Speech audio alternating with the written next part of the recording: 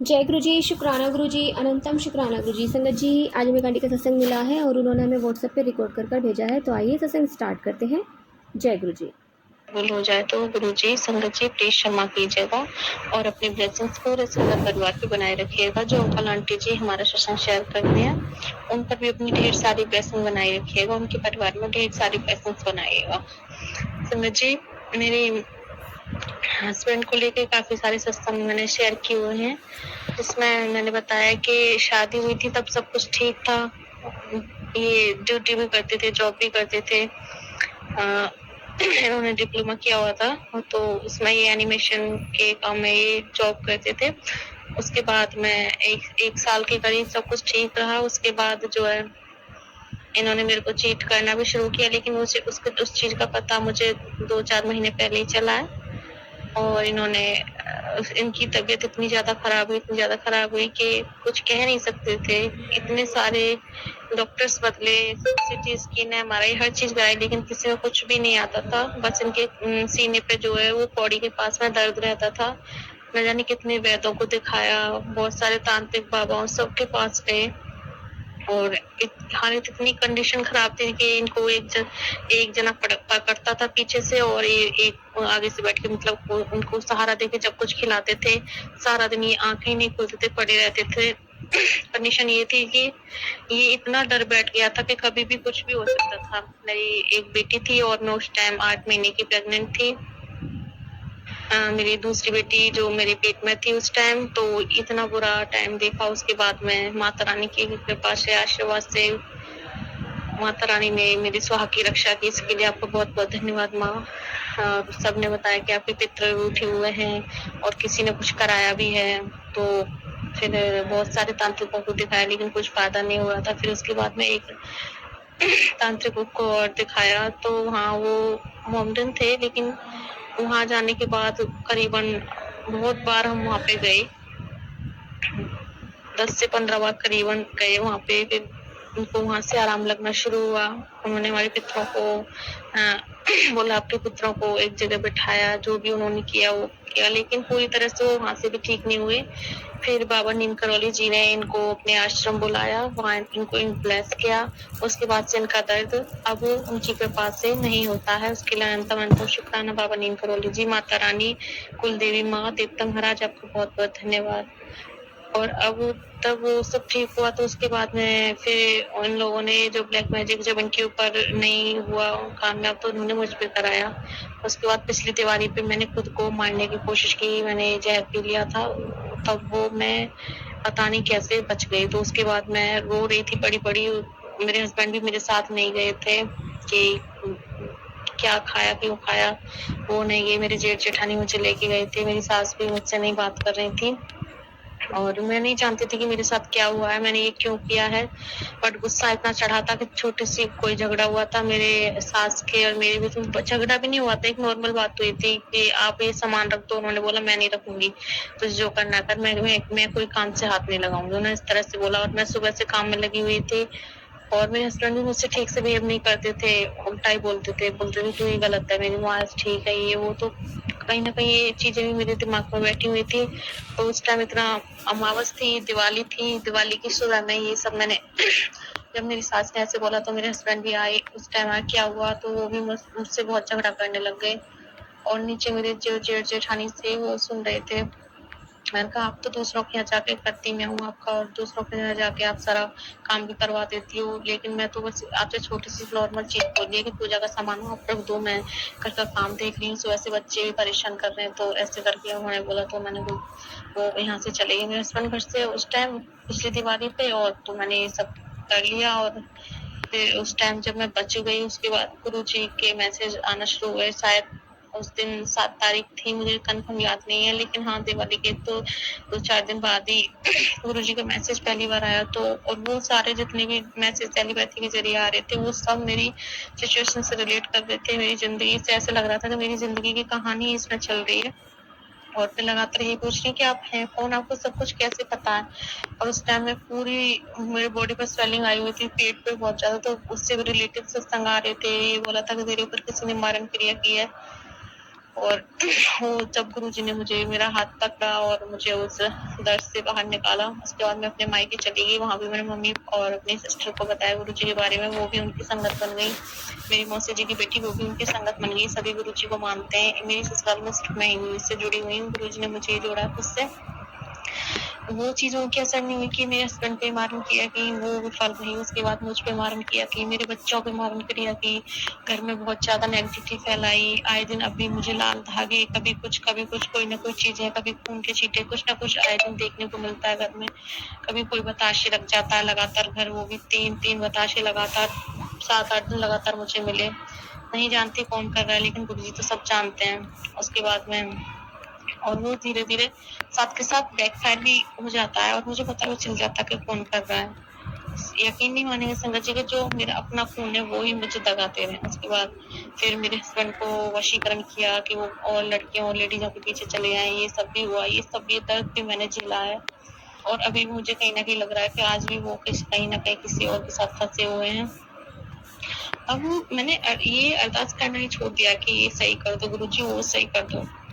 अब ना दिल ही नहीं करता कुछ मांगने का मेरा। ऐसा लगता है कि बस गुरुजी आप साथ मत छोड़ना, बाकी आपको जैसे जो करना आप कर लो। रखना है किसी से मतलब रखवाओ, नहीं रखना मत रखवाओ। आप जानो आप जानते हो सब कुछ। और हस्बैंड की भी ऐसा लगा जैसे दिल बांधा हुआ है।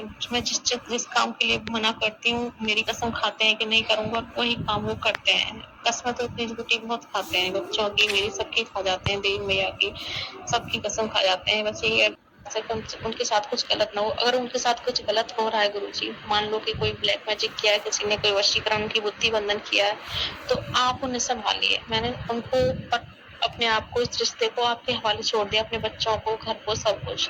अब डर नहीं लगता गुरुजी के घर बिगड़ेगा, बचेगा।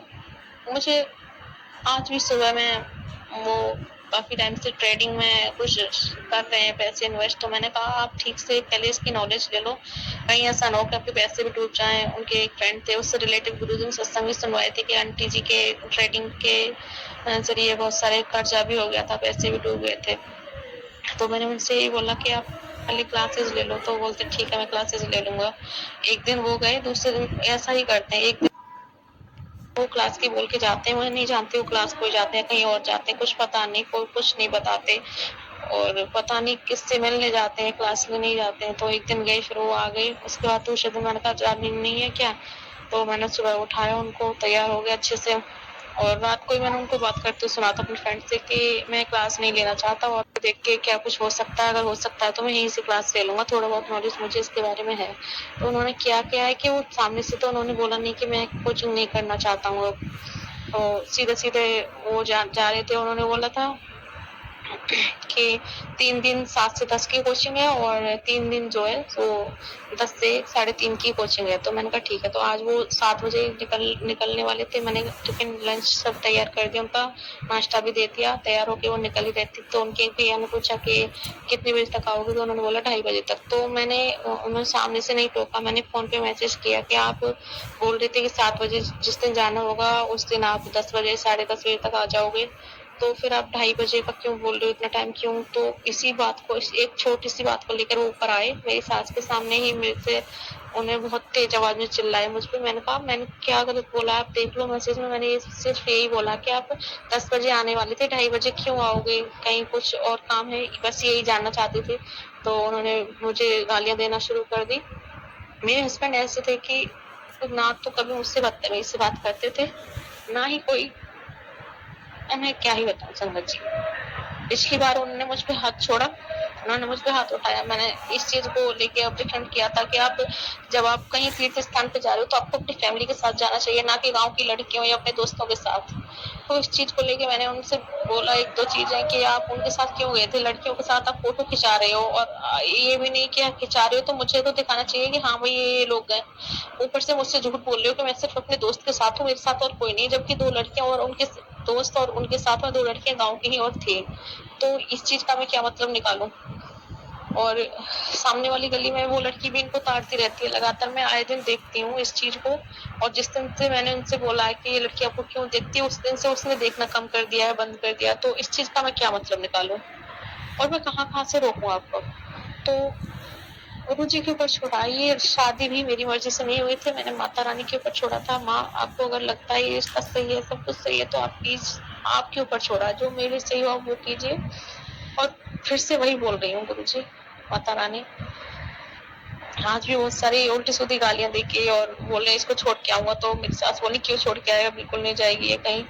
तो मेरी सास हमेशा मेरा पक्ष लेती है। मैं नहीं जानती कि वो सामने से अंदर से भी सेम ही है, लेकिन सामने से वो मेरा पक्ष ही लेती है, अपने बेटे को डांटती है। इस चीज की बहुत बड़ी कृपा है गुरु जी की मुझ पे। और मन तो करता है कि चली जाऊं, लेकिन फिर सोचती हूँ वहां कितने दिन रहूंगी। वहां भी तो सब मम्मी पापा के लिए बोलेंगे कि कुछ ना कुछ प्रॉब्लम है। मम्मी पापा को वैसे शर्म लगती है, भाई कुछ करता नहीं है, कमाता नहीं है, वो भी यही मेरे यहाँ पे कोचिंग करने आया, लेकिन वो भी बैग फेंका और उसे कोई मतलब नहीं है पढ़ाई लिखाई से। ना उसे ये कि मेरे 2 बहन और बिना शादी नहीं हुई है, 2 बहन कुंवारी और हैं, घर का खर्चा है, पापा के लिए कब तक देखेंगे। और खुद भी शादी के लायक है, वो खुद नहीं देख रहा है, तो मैं किसके ऊपर जाऊं वहां पे, अपने पापा का बोझ बनने थोड़ी ना। अब तो गुरुजी के ऊपर छोड़ दिया। गुरुजी, आपको जैसी जिंदगी करनी है आप कर दो, मारना है मार दो, जो चाहना है बचा लो, रिश्ता खराब करना है खराब कर लो, सही करना है सही कर लो, जैसे आपको जीवन देना है वैसे दे दो, जैसा आप दोगे वो सब शर्म आती है। अपने पति को, अपने आप को, बच्चियों को, सब कुछ आपको श्री चरणों में छोड़ा है। आपको जैसे करना है वैसे करो। आज उन्होंने जब गालियां दी तो एक गुरूर था, ये भी था पहले तो कि मेरा पति मुझसे बदतमीजी से बात नहीं करता, तो उन्होंने गाली दे के भी बात की। एक गुरूर था कि मेरे पति ने 5 साल में आज तक कभी हाथ नहीं उठाया, तो उसने हाथ भी उठाया। तो गुरु जी एक एक करके सारे गुरु तोड़े। एक ये गुरु था कि मेरे पति ने मुझसे लव मैरिज की है, न जाने कितनी लड़कियों को रिजेक्ट किया है मेरे पीछे, वो सिर्फ मुझसे प्यार करता मेरा है। तो उन्होंने दिखाया कि एक से नहीं, न जाने कितनी से लगे हुए हैं, इतनी लड़कियों के पीछे। और अभी भी मैं इस चीज की बोलती हूँ कि दोस्तों का साथ छोड़ दो, वो गलत इंसान है। आप अपना कमाई पे ध्यान दो। 10 लाख का कर्जा है हमारे ऊपर, तो भी ब्याज पर हम कहाँ से देंगे, हमारे हिस्से की 1 बीघा जमीन बिक जाएगी। तो इसमें मैं कुछ गलत नहीं बोलती। 2 बेटियां हैं, इनकी कोई बीमा वगैरह खुलवा दो, अच्छे स्कूल में इनको पढ़ाना है, इनका फ्यूचर देखना है। और इनका ये भी, उनको ये लगता है कि मैं सारी बातें जहर है उनके लिए, और मैं जो भी बोलती हूँ गलत बोलती हूँ, हमेशा उन पर शक करती हूँ। शक कैसे ना करूँ जब इंसान का 1 बार 2 बार 3 बार, यानी कितनी बार सब चीज। अगर आपके फोन में किसी के नंबर्स हैं, तो पहली बात तो लेडीजों के क्या, अगर आपके रिलेटिव है तो आपको उनके हस्बैंड के नंबर लेने चाहिए थे। अगर लेडीज के है भी तो कांटेक्ट में डायल में रखने चाहिए थे। ये क्या है कि आपने व्हाट्सएप में वो भी डिलीट करके अंदर मैसेज डाले हुए हैं, वो नंबर सेव किए हुए हैं, और वो भी ब्लॉक मारे हुए हैं, क्योंकि उनको पता है कि कहीं डायरेक्ट से मैसेज ना आ जाए किसी का, ऐसे करके। तो इतने अंदर लड़कियों के, और जो लड़कियों के नंबर उनके पापा के नाम से सेव किए हुए, ये सब क्या है? तो कैसे शक ना करूं मैं किसी के ऊपर।